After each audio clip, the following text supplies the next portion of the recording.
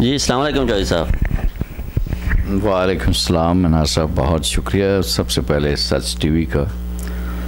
اور سچی بات ہے کہ مجھے میرے لیے بڑا اعزاز ہے. اس سے پہلے پاکستان کے مختلف چینلز پہ میں حاضر ہو چکا ہوں، لیکن سچ ٹی وی کے ساتھ جڑی ایسی شخصیت، ایک عظیم صحافی جو ہمارے لیے مشعل راہ بھی ہے. شاید میں نے آپ کو بتایا نہیں کہ میں کالم بھی لکھتا ہوں باعث افتخار کے نام سے. تو ہمارے لیے بڑی راہیں تعین کرتے ہیں طلعت صاحب، اور ڈپٹی سیکرٹری انفارمیشن کی حیثیت سے طلعت صاحب سے ساتھ میرا بھی رابطہ رہا ہے. بہت شکریہ، میں بہت خوشی ہو رہی ہے مجھے سے. بڑی مہربانی چودھری صاحب. ہمارا یہ پروگرام جی کیونکہ اوورسیز پاکستانی کو ہمیشہ یہ رہا ہے، شکوہ رہا ہے آپ اسے کہہ سکتے ہیں کہ گورنمنٹ آف پاکستان نے بھی انہیں کچھ خاطر خواہ وہ سہولیات فراہم نہیں کی، اور پاکستانی میڈیا بھی یہ کہتے ہیں جی ہمیں کوریج نہیں دیتا. تو ہم نے یہ پروگرام اس سلسلے میں شروع کیا کہ جو پاکستانی ٹیلنٹ بیرون ممالک میں اپنے خدمات سر انجام دے رہا ہے اور پاکستان کا نام بیرونی دنیا میں روشن کر رہا ہے، ان سے اپنے پاکستانی نوجوانوں کو متعارف کروایا جائے. تو اس سلسلے کا یہ ہمارا پروگرام ہے، اور ہم آپ سے یہ پوچھیں گے کہ آپ نے زندگی کی جدوجہد کہاں سے شروع کی؟ کیا آپ ایک شروع سے معاشی طور پر مستحکم گھرانے سے تعلق رکھتے تھے، یا اپنی زندگی کی محنت آپ نے خود کی اور اس مقام تک پہنچے؟ اور اس مقام تک پہنچنے میں آپ کو کون سے نشیب و افراد کا سامنا کرنا پڑا، وہ بھی ذرا تفصیلی ہمارے نوجوانوں کو بتائیں گے. منار صاحب بہت شکریہ. سچی بات ہے کہ میں اپنی تحریروں میں بھی اور اپنے حلقہ احباب میں بھی جہاں کہیں بھی ہوا، میں نے اپنے اوورسیز پاکستانیوں کو اور پاکستان میں رہنے والے نوجوانوں کو ہمیشہ یہ بتانے کی کوشش کی کہ لیس الانسان الا ما سعی، کہ انسان جو کوششیں کرتا ہے اپنی زندگی میں اس کو اللہ تعالیٰ اس سے نوازتے بھی ہیں. میرا تعلق آپ نے کہا، ہم ایک لوور مڈل کلاس سے میرا تعلق تھا. میرے والد صاحب تلاش معاش کے سلسلے میں ہری پور ہزارہ سے پنڈی سے ہوتے ہوئے گجرانوالہ آئے. کاموں کی میں کچھ عرصہ کام کیا، پھر ایک چھوٹی سی فیکٹری بنائی. تو میری زندگی جد و جہد سے عبارت ہے. گجرانوالہ میں جب آئے وہیں پہ پرائمری اسکول میں ٹاٹ اسکول میں پڑھا ہوں. میں صرف چھوٹی سی ایک بات بتا دیتا ہوں کہ یہاں جب سعودی عربیہ میں آیا تھا تو میں نے اپنا جاب 1200 ریال پہ سٹارٹ کیا تھا. یہاں مقصد یہ نہیں کہ میں کتنی سیلری لے رہا ہوں یا کیا ہے، لیکن یہ بتانا چاہتا ہوں کہ جد و جہد کا ایک سفر ہے کہ میں 40,000 ریال تک مجھے اللہ رب العزت نے جنرل مینیجر آپریشنز کی پوزیشنز مجھے دیں، ساری تھی. یہ ایک انتھک محنت ہے، یہ ایک جد و جہد ہے، ایک سفر ہے. پہلے تو بات ہے کہ باغبان پورا گجرانوالہ سے ریلوے اسٹیشن تک کا پیدل سفر، وہاں ٹرین سے لاہور تک، وہاں پڑھ کے واپس آنا، یہ ساری ایک کوشش تھی. لیکن ان چیزوں کے ساتھ ساتھ یہ رہا کہ میں پولیٹیکلی بڑا ایکٹیو تھا. میں کچھ کرنا چاہتا تھا. میں 15 سال کا تھا تو میں نور الامین صاحب کے جلسوں میں پہنچ گیا. ایم حمزہ کی تقریر کے دوران بھی ان کو روک کے ایک سوال میں نے کر دیا. یہ خواجہ سعد رفیق جو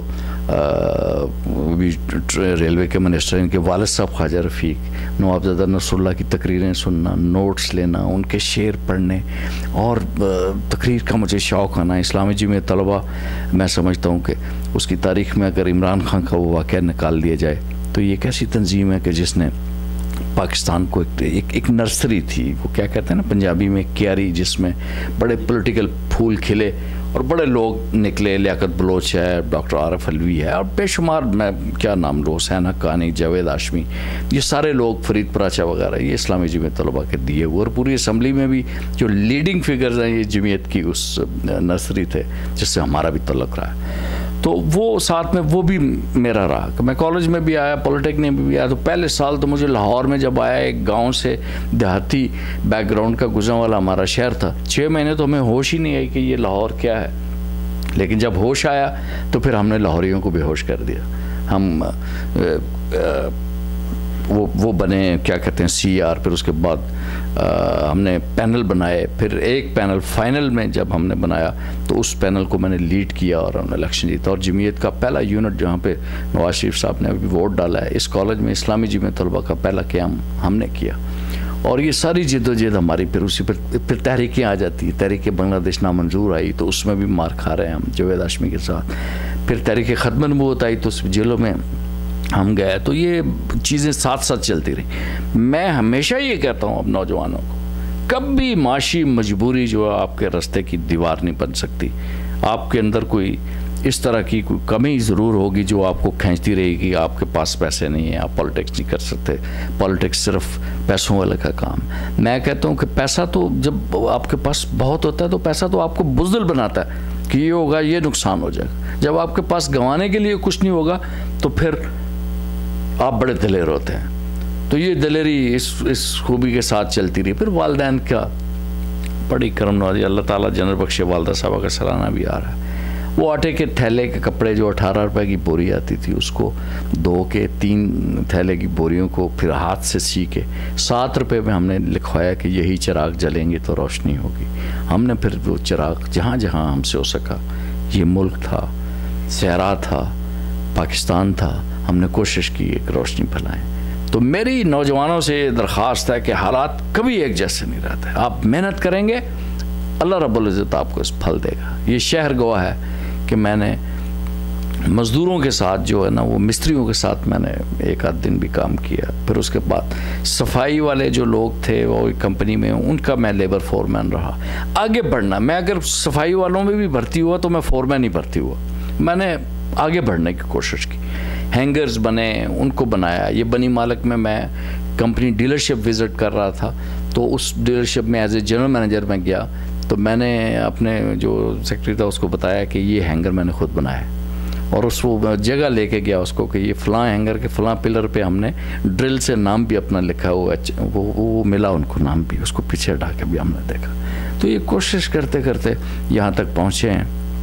باقی یہ سفر ہے, یہ ایک دن غروب ہوگا. لیکن میں اپنے اللہ رب العزت کے سامنے میری یہ پوری خواہش ہے کہ خاتمہ بالایمان کے ساتھ ساتھ کوئی ایک کمی, کوئی ایک ایسی چیز وہ یہ رہی کہ ہم اپنی جنریشن کو وہ پاکستان نہ دے سکے جو ہمارے ہاتھوں میں آیا تھا. ہم نے کبھی یہ تصور ہی نہیں تھا کہ اس طرح کی پاکستان کے حالات ہوں گے. سیفٹی, امن اور پھر خواہشات بھی نہیں تھی. ٹھیک ہے, اتنی بجلی نہیں ہے تو نہیں ہے, کیا مسئلہ ہے, چھت کے اوپر پانی کا چھڑکاؤ کر کے اپنا سو جائیں گے. بجلی آئے گی, مچھر لڑتا ہے تو لڑے, پھوڑے پھنسی ہیں تو جسم پہ چلتے رہتے ہیں. یہ نزاکتوں کے ساتھ جو اب ہم نے جینا سیکھا ہے نا, اس نے ہمیں مار کے رکھ دیا. تو یہ ایک محنت ہم نے کی. اچھا جی, تو چودھری صاحب یہ تو آپ نے بات کی, اور اس میں آپ نے سیاسی سفر کے حوالے سے جو بتایا ہمیں, اور پھر آپ نے امن و امان کے حوالے سے بتایا. تو میں آج قرآن پاک کی تفسیر پڑھ رہا تھا, تو اس میں لکھا, وہ ڈاکٹر اسرار صاحب بیان کر رہے تھے کہ جس شہر میں آپ کی جان اور مال محفوظ نہیں رہتے, وہ وہاں معاشرتی نظام درم برم ہو جاتا ہے. تو وہ ویسے میرے ذہن میں یہ بات آ کہ معاشرتی نظام تو ہمارا جو ہے وہ آلریڈی درم برم ہو چکا ہے, اور ہم اس گہرائی میں جا چکے ہیں. لیکن اب ایک پولیٹیکل ورکر کی حیثیت سے آپ ابھرے, پاکستانی سیاست کے اتار چڑھاؤ آپ نے دیکھے, تو آپ کیا سمجھتے ہیں کہ پارٹی افیلیشن سے بالاتر ہو کے آپ ہمیں جواب دیں کہ کیا سمجھتے ہیں کہ پاکستان میں تبدیلی کیسے لائی جا سکتی ہے, جو تبدیلی یہ نہ ہو کہ پاکستان پیپل پارٹی کی ہو, مسلم لیگ نون کی ہو, یا تحریک انصاف کی ہو, تبدیلی پاکستان کی ہو اور پاکستانی کے لیے تبدیلی ہو. وہ تبدیلی آپ کیا سمجھتے ہیں کیسے لائی جا سکتی ہے؟ میرا صاحب ایسا ہے کہ تبدیلی تو انسانوں نے لانی ہے.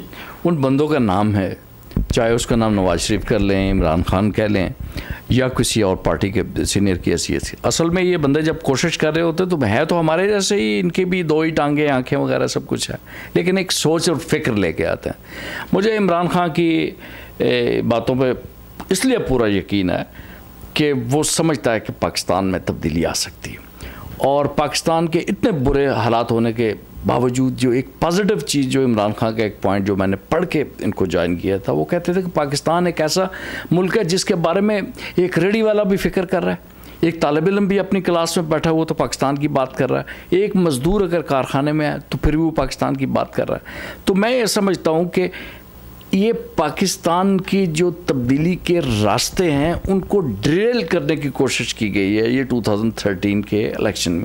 میں ایک سیاستدان کی حیثیت سے بات نہیں کر رہا, میں دل کی بات آپ کو کہتا ہوں کہ جو کچھ لوگوں نے کیا जिस तरह लोगों ने एफर्ट किए, जिस तरह लोग बाहर निकले, जिस तरह नौजवान पढ़े लिखे लोग जिनको जानबूझ के अब बर्गर क्लास कहने की कोशिश की जा रही है, वो लोग एक तब्दीली का ख्वाब लेके जब बाहर निकले, उनका ख्वाब लूट लिया गया।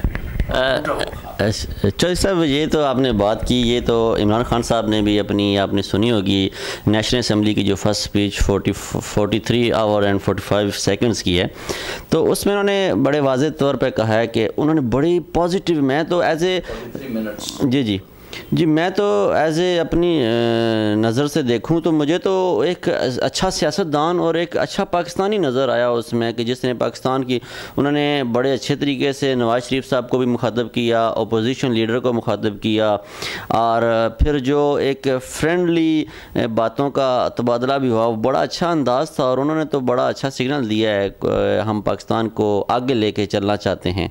तो इसमें उनकी पार्टी का क्या किरदार होगा? जैसे वो शुरू की एक तकरीर में जवेद हाशमी साहब ने कुछ बात की, फिर उन्होंने माफ़ी मांगी नौजवानों से, वो तो, और जो धांधली वाला सिलसिला है वो तो हम उसे यहाँ पे बैठ के डिस्कस नहीं कर सकते। फर्दर मोर हम आगे पाकिस्तान को आगे लेके जाने के लिए कुछ हम आपसे पूछना चाहते हैं, वो कैसे हो सकता है?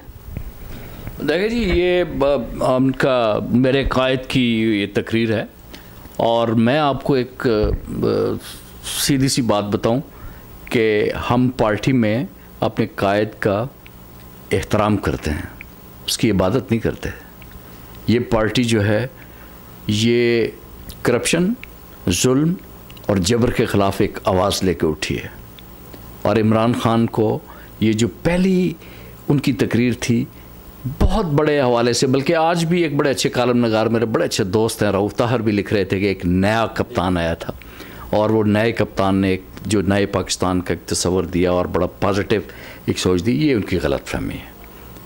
इमरान खान, ये जो करप्ट लोग जिन्होंने इस मुल्क को लूटा और खाया और शीरे मादर समझ के वो पी गए और हड़प कर गए, और लाखों करोड़ों और अरबों रुपए की करप्शन की, जिनकी ज़ात के अपने जिस्मों के ऊपर अगर हज़ारों लाखों रुपए की गड़ियाँ हैं, इमरान खान अगर इनके साथ फ्रेंडली रहेगा तो मैं आपको आज बता देता हूँ कि पाकिस्तान तहरीक इंसाफ अपनी सियासी मौत मर जाएगी। इमरान खान के मैसेज को इस अंदाज से न लिया जाए, हाँ, कि ये जो समंदर का सकूत है, इसके नीचे जो बैठे हुए तूफ़ान है, उनका इंतज़ार किया जाए। अल्लाह रब्बुल इज़्ज़त उसको मुकम्मल सेध दे, फिर वो देखा गया कि इनके गिरबानों पर किस तरह हाथ डालता है। मेरा कायद तो वहाँ खड़ा होना उसके लिए मुश्किल था, उसकी रीढ़ की हड्डी 3 जगहों से टूटी हुई थी, वो एक टूटा फूटा शख्स अपनी बात का इजहार कर रहा था, और उसके माने जो हैं वो इस अंदाज से न लिए जाएं।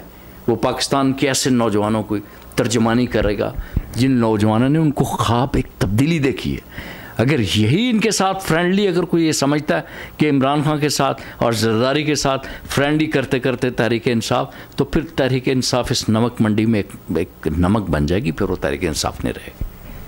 मुझे इमरान खान साहब जब ये जद्दा में आए थे तो शायद उस टाइम इमरान खान साहब का ये वाक़या आम पब्लिक को नहीं पता, मैं इसका अकेला ही हूँ जो आज मैं मीडिया के सामने भी पेश कर रहा हूँ, कि हमारे एक दोस्त हैं रियाद में, वो बताते हैं कि जद्दा एयरपोर्ट में मैं खड़ा था तो एक शख्स जो है वो चश्मे वाली ड्यूटी फ्री शॉप पे गया, तो वहाँ से एक चश्मा नज़र आया, तो मुझे वो जो मेरे दोस्त हैं वो मुस्लिम लीग नून के बहुत बड़े कारकुन है यहाँ पे, तो उन्होंने कहा जी कि मुझे एक शख्स नज़र आया और मुझे लगा कि इमरान खान है, मैं उसके पास चला गया और मैंने पूछा जी आप इमरान खान हैं? तो उन्होंने कहा जी मैं इमरान खान हूँ। तो उनके साथ एहसन रशीद साहब थे और जुल्करनैन अली खान साहब, सिर्फ 2 बंदे थे और कोई उनके साथ नहीं था एयरपोर्ट पर।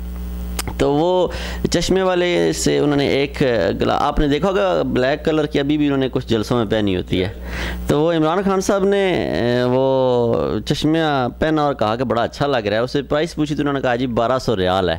1200 रियाल पाकिस्तानी बनते हैं 32,000 33,000 रुपये। तो खान साहब ने कहा कि मैं अफोर्ड नहीं कर सकता, सॉरी, मैं फिर कभी ले लूँगा। तो वो बंदा कहता है जी मैंने वो अपने क्रेडिट कार्ड से वो पे किया बिल और खान साहब को तोहफ़ा दी, तो बड़ी मिन्नतों मुताजियों के बाद खान साहब ने ये तोहफ़ा एक्सेप्ट कर लिया। तो ये खान साहब का एक वाक़या जो अभी खान साहब भी सुन के शायद इस पर हैरान हो कि ये कैसे मीडिया में पहुंच गया है। तो जी ठीक है जी साहब भाई, ज़रा इसको अभी थोड़ा